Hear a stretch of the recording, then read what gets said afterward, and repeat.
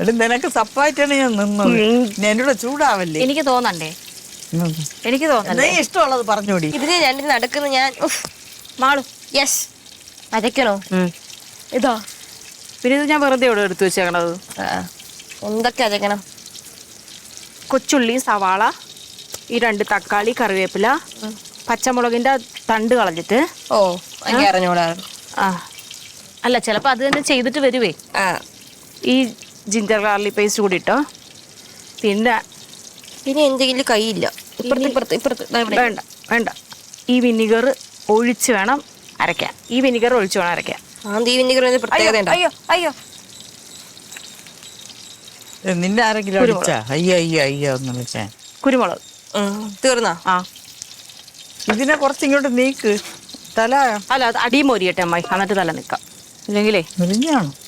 ഇല്ല, അല്ലെങ്കിൽ ഉടഞ്ഞു പോകും.